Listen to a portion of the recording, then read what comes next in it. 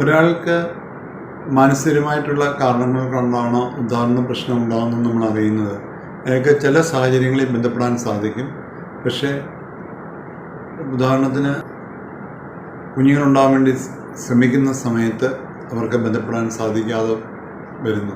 അങ്ങനെയുള്ളപ്പോഴൊക്കെ ബന്ധപ്പെടാൻ പറ്റുന്നില്ലെങ്കിൽ അത് മാനസികമായിട്ടുള്ള പ്രശ്നങ്ങൾ കൊണ്ടാണെന്ന് വേണം നമ്മൾ കരുതുക. ഈ ചികിത്സ എടുത്തതിന് ശേഷം അവർക്ക് ബന്ധപ്പെടുവാൻ സാധിക്കാതെ വന്നാൽ അത് മാനസികമായിട്ടുള്ള കാരണങ്ങൾ കൊണ്ടാണെന്ന് വേണം നമ്മൾ കരുതുക. ശാരീരികമായ കാരണങ്ങൾ കൊണ്ടാണെങ്കിൽ അത് ലിംഗത്തിലേക്കുള്ള ബ്ലഡ് ഫ്ലോ കുറയുന്നുണ്ട്. അവിടെ മാനസികമായിട്ടുള്ള പ്രശ്നങ്ങൾ കൊണ്ടല്ല, ശാരീരികമായിട്ടുള്ള പ്രശ്നങ്ങൾ കൊണ്ട് ലിംഗത്തിലേക്കുള്ള ബ്ലഡ് ഫ്ലോ കുറയുന്നത് കൊണ്ടാണ് അവർക്ക് ബന്ധപ്പെടുവാൻ സാധിക്കാതെ വരുന്നത്.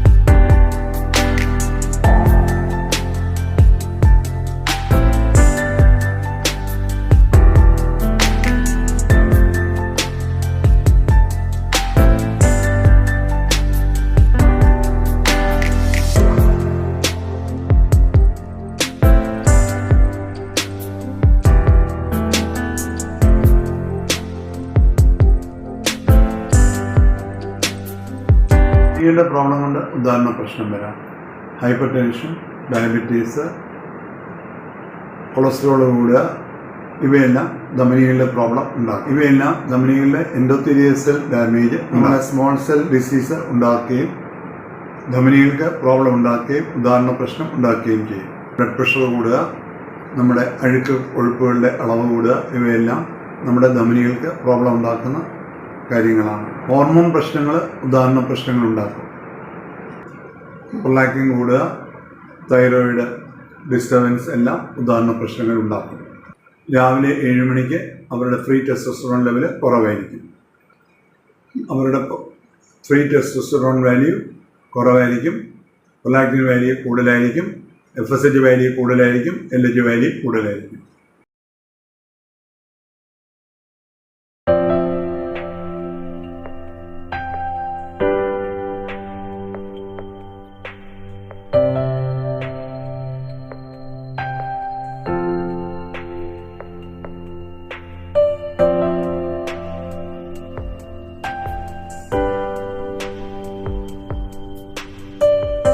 ഞരമ്പുകളുടെ പ്രോബ്ലം ഉദാഹരണ പ്രശ്നം ഉണ്ടാക്കും. ഞരമ്പുകളുടെ രോഗങ്ങൾ, ഡയബറ്റീസ് ഇവയെല്ലാം ഉദാഹരണ പ്രശ്നങ്ങൾ ഉണ്ടാക്കും. പാരാസിമ്പത്തറ്റിക് നെർവ് ഫയറിംഗ് കുറയുന്നത് ഇതിന് കാരണമാണ്. നൈട്രിക് ഓക്സൈഡ് റിലീസ് കുറയുന്നതും ഇതിന് കാരണമാണ്.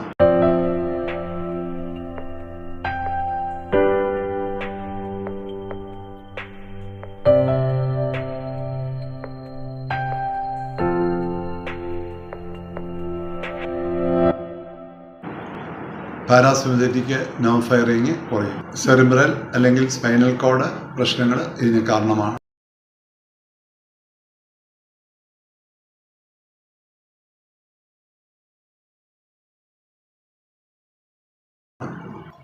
അഫറന്റ് അല്ലെങ്കിൽ സെൻസറി ന്യൂറോപ്പതി ഇതിന് കാരണമാണ്. എഫറന്റ് ഓട്ടോണമിക് ന്യൂറോപ്പതിയും ഇതിന് കാരണമാണ്. മാനസികമായിട്ടുള്ള പ്രശ്നങ്ങൾ ഉദാഹരണ പ്രശ്നങ്ങൾക്ക് കാരണമാണ്. അത് സഡൻ ഓൺസെറ്റ് ആണ്.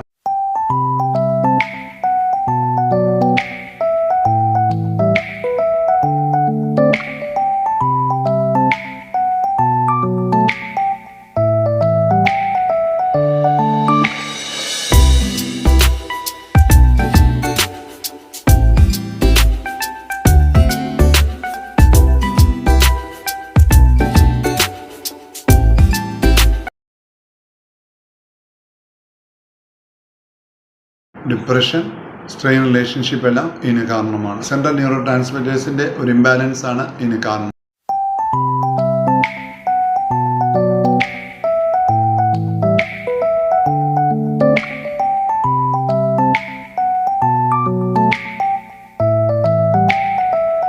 സിമ്പതറ്റിക് ഓവർ ആക്ടിവിറ്റിയാണ് അവിടെ പ്രശ്നം. അവിടെ ഇംബാലൻസ് ഓഫ് ന്യൂറോണൽ ട്രാൻസ്മിറ്റേഴ്സ് ആണ് അവിടുത്തെ പ്രശ്നം. അവിടെ അണ്ടർലൈൻ സൈക്കോളജിക്കൽ ഡിസോർഡർ ഉണ്ടായെന്ന് വരും.